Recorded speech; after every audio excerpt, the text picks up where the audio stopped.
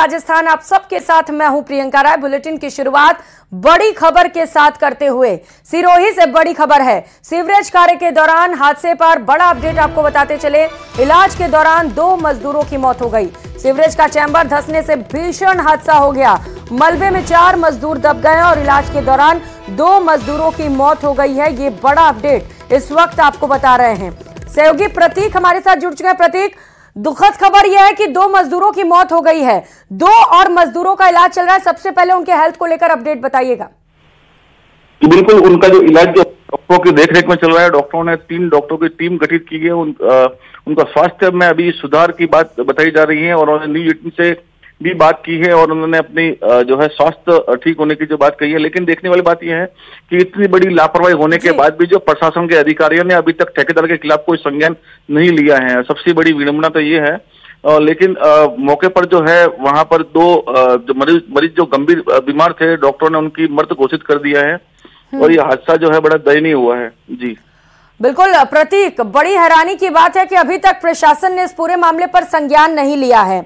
बेहद शर्मनाक ये घटना, जहां पर लापरवाही की वजह से 2 मजदूरों की मौत भी हो जाती है। आप नजर बनाए रखिएगा इस पर प्रतीक, बहुत शुक्रिया आपका। और हरियाणा विधानसभा में आज नायब सैनी सरकार का बहुमत परीक्षण होगा और उससे पहले बीजेपी ने बड़ा दावा किया है। 90 सीटों वाली विधानसभा में बीजेपी 48 विधायकों के समर्थन का दावा कर रही है।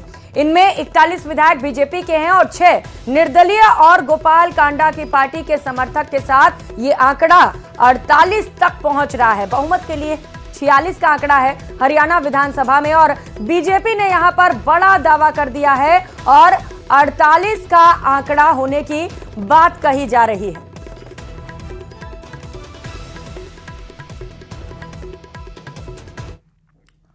और अजमेर से मिल रही बड़ी खबर का रुख करेंगे। ईओ और आरओ भर्ती परीक्षा मामले में रिश्वत को लेकर लगातार कार्रवाई जारी है। रिश्वत लेकर अधिकारी बनाने के मामले में लगातार बड़ा एक्शन लिया जा रहा है। आरपीएससी सदस्य मंजू शर्मा के सरकारी निवास पर पूछताछ भी संभव है। एसीबी जयपुर की टीम बयान दर्ज करवाएगी। आरपीएससी सदस्य मंजू शर्मा के बयान दर्ज होंगे। कल आयोग सदस्य संगीता आर्य के बयान भी दर्ज किए गए थे। जुलाई 2023 की यह बात है जब इस मामले में 4 लोग गिरफ्तार भी किए गए। परिवादी ने 40 लाख की रिश्वत की मांग का आरोप लगाया था और तभी से लेकर एसीबी लगातार पूरे मामले को लेकर जांच पड़ताल कर रही है और आज एक बार फिर से पूछताछ की जा सकती है। आपको बताते चले कि कल आयोग सदस्य ने संगीता आर्य के साथ पूछताछ की, उनके बयान दर्ज किए और आज सूचना यह है कि आरपीएससी सदस्य मंजू शर्मा के बयान भी दर्ज किए जा सकते हैं। सहयोगी अशोक हमारे साथ जुड़ चुके हैं। अशोक, मंजू शर्मा के बयान दर्ज होंगे क्या? कोई कार्रवाई की जा रही है एसीबी की ओर से? जी बिल्कुल, एसीबी की टीम जो है कल यहाँ पर संगीता आर्य जो सदस्य है आरपीएससी की, उनसे पूछताछ की थी और आज जो है मंजू शर्मा जो दूसरी सदस्य है उनसे पूछताछ करने के लिए रुकी थी। और आज बताया जा रहा है कि वो आरपीएससी कार्यालय पहुंची है जहां पर मंजू शर्मा मौजूद है और मंजू शर्मा अभी फिलहाल जो है आरपीएससी चेयरमैन के कक्ष में मौजूद है। तो एसीबी की टीम जो है अंदर जाती है नहीं जाती है ये देखने वाली बात होगी। कुछ समय बाद ही जो है एसीबी की टीम वहां पहुंचने वाली है। एसीबी की टीम जो है उनसे अपना बयान दर्ज करने के लिए नोटिस भी उनको दिया गया था। नोटिस के बाद उनसे बातचीत करने का यहाँ पर प्रयास किया जाना है। किस तरह का बयान वो देती है और एसीबी के जो सवाल है उसको लेकर कितना वो जवाब दे पाती है ये देखने वाली बात होगी। 11 बजे का समय था जब नोटिस देकर उनको बोला गया था कि 11 बजे एसीबी की टीम उससे बातचीत करेगी, लेकिन वो घर पर मौजूद नहीं है और अब आरपीएससी कार्यालय जो है वो मौजूद है। तो आरपीएससी कार्यालय में एसीबी की टीम की एंट्री होती है या नहीं होती है ये कुछ देर में ही पता चल पाएगा। जैसे ही एसीबी की टीम आती है अब आपको पूरी जानकारी दे पाएंगे। जी बिल्कुल अशोक, जैसे ही टीम वहां पर पहुंचेगी आपसे अपडेट भी लेंगे। लेकिन ये बताइएगा कि क्या जांच की आंच कहीं और तक भी जा सकती है? कुछ और लोग भी इसके घेरे में आ सकते हैं? जी बिल्कुल, आरपीएससी के अगर सदस्य 2 सदस्य इस मामले में सदस्यों से पूछताछ होती है तो संभवतः आरपीएससी के और भी सदस्यों से भी या फिर जो कर्मचारी है। बिल्कुल अशोक, अब देखना है कि कितने और लोग जांच के आंच में उनके घेरे में आते हैं। आप नजर बनाए रखिएगा इस पूछताछ पर। बहुत शुक्रिया फिलहाल आपका तमाम जानकारियों के लिए। खबरों में आगे बढ़ेंगे। दिल्ली से खबर आ रही है जहां लोकसभा चुनाव की घोषणा से पहले आज मोदी कैबिनेट की आखिरी बैठक होने जा रही है।